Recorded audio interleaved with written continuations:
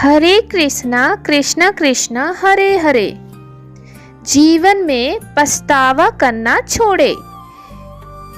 जीवन में सुने दोस्तों, जीवन में पछतावा करना छोड़े यानी कि पछताना छोड़े कि किसी ने मेरे को ये कह दिया, किसी ने मेरे को वैसा कह दिया, किसी ने मेरे ऊपर ऐसा इल्ज़ाम लगाया। अगर ये सब आप पकड़ के चलोगे ना तो ज़िंदगी में कभी भी आगे नहीं बढ़ पाओगे। कुछ ऐसे करने की कोशिश हमेशा अपने दिमाग में जारी रखे कि आपको अपने डेस्टिनी तक पहुंचना ही पहुंचना है। कुछ ऐसे अच्छा काम और ऐसे इतना बड़ा काम करके दिखाए कि तुम्हें छोड़ देने वाला इंसान खुद ही अपने मन ही मन पछताए और पछतावे की आग में जलकर रोने लगे, क्योंकि आप तो पहले से सही थे ना। तो वो इंसान, लड़का हो या लड़की, वो पछताए क्यों? बिकॉज उन्होंने आपको ब्लेम किया था और बाद में उनको जब सच्चाई पता चली तो उनको पछतावा हुआ, राइट? आप सब एक स्टार की तरह हो। जितने भी स्टूडेंट्स, आप कहाँ भागे जा रहे हो? हाँ, लोग आएंगे, आपको भटकाने की कोशिश करेंगे, आपको भटकाने की कोशिश करेंगे, आपको उचित राह से गलत राह लेकर फायदा उठाने की कोशिश करेंगे और आपको अपनी मंजिल से दूर लेकर जाएंगे। बट आपको किसी की बात नहीं सुननी है। आपका माइंड डाइवर्ट करेंगे लोग, ड्रामा क्रिएट करेंगे, आपको फंसाने की कोशिश करेंगे। बट आपको उस चाल में नहीं फंसना है, चालाक होना है, अपने दिमाग के बैटरी को चार्ज करना है और एक बार नहीं 10 बार सोचना है।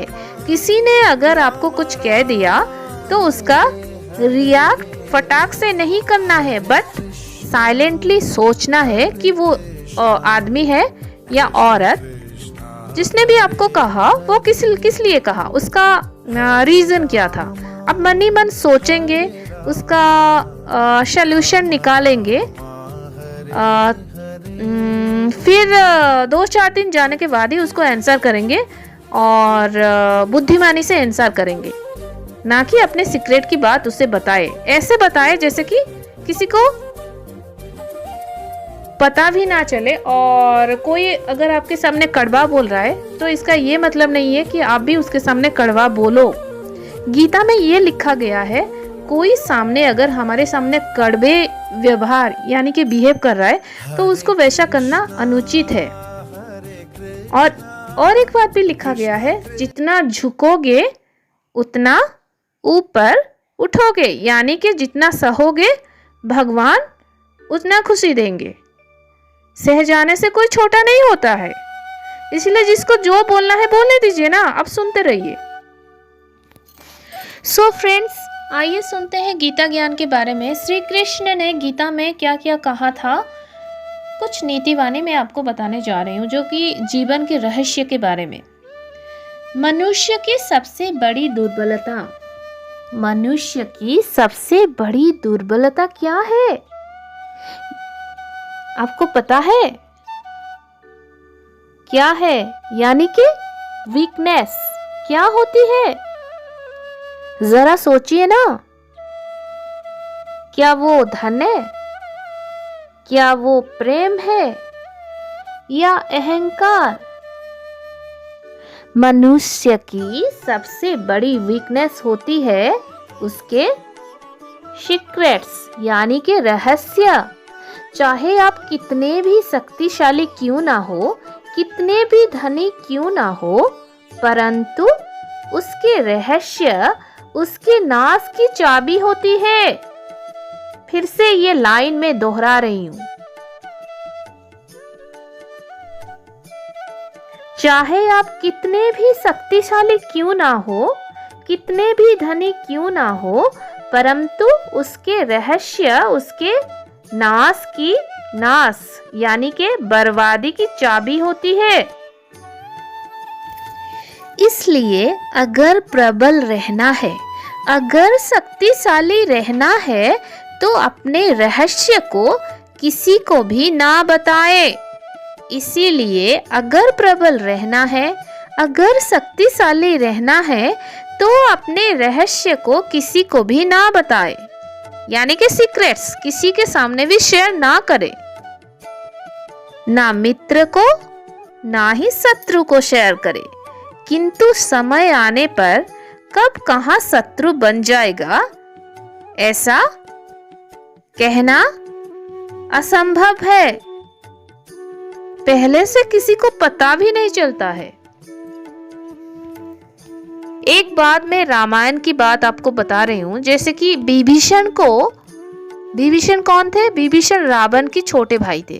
विभीषण को रावण के अमृत कुंड के बारे में पूरा ज्ञान था। तो इसीलिए प्रभु श्री रामचंद्र ने क्या किया था ना, प्रभु श्री रामचंद्र ने ये रहस्य विभीषण से जान के रावण का वध किया था, और रावण की वध करने में सबसे बड़ा हाथ था विभीषण का। वो सीक्रेट्स बताए, उसी वजह से तो रामचंद्र वध कर पाए। ठीक वही, इसीलिए आप अपने सीक्रेट्स को, यानी कि अपने रहस्य को अपने तक ही सीमित रखें।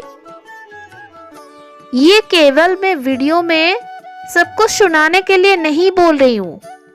कृपया मैंने अभी जो कुछ भी बताया अपने अपने लाइफ में ऐड करें, क्योंकि ये आपके लाइफ में बहुत ही काम आने वाला है।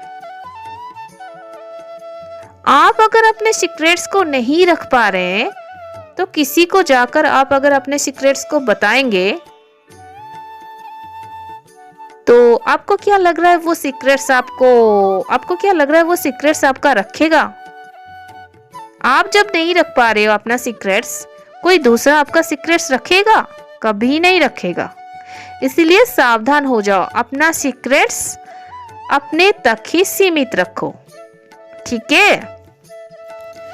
जीवन में जो लोग साथ रहकर छल करते हैं, दूसरों को धोखा देते हैं, चुगली करते हैं, बातों को गलत तरीके से किसी के सामने रखते हुए दूसरों को बदनाम करते हैं, बेवजह बदनाम करते हैं, उनका साथ छोड़ देना ही बेहतर होता है।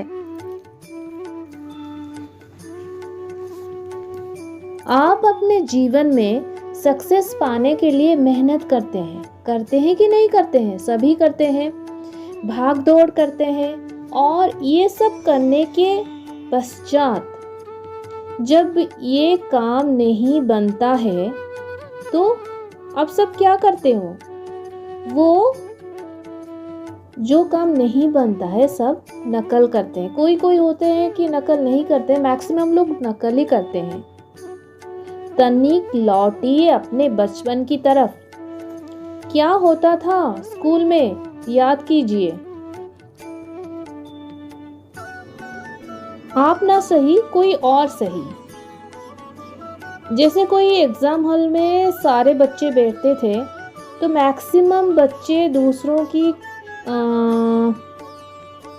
आंसर शीट को देख के कॉपी करते थे और वही बात दोहराते थे, और उन लोगों को सक्सेस भी मिल जाता था। बट जीवन की परीक्षा ऐसी होती है, नकल करने वाला सफल कभी नहीं होता है। ये बात फिर से दोहरा रही हूँ मैं, बट जीवन की परीक्षा ऐसी होती है, नकल करने वाला सफल कभी नहीं होता है। बिकॉज इसका रीज़न कि स्कूल में जब हम लोग पढ़ते थे, सबके उस टाइम में सबके क्वेश्चंस एक ही रहता था, बट जीवन के क्वेश्चंस सबके लिए अलग अलग होता है। तो ये निश्चित रूप से उनके उत्तर भी डिफरेंट होनी चाहिए। इसीलिए अगर आपको जीवन में सफलता पानी है तो नकल करना छोड़ दीजिए। खुद के क्वेश्चंस के आंसर खुद ढूंढिए। सक्सेस आपको मिलेगी ही मिलेगी। So friends, stay positive, stay happy, stay blessed. Thank you. Krishna Krishna.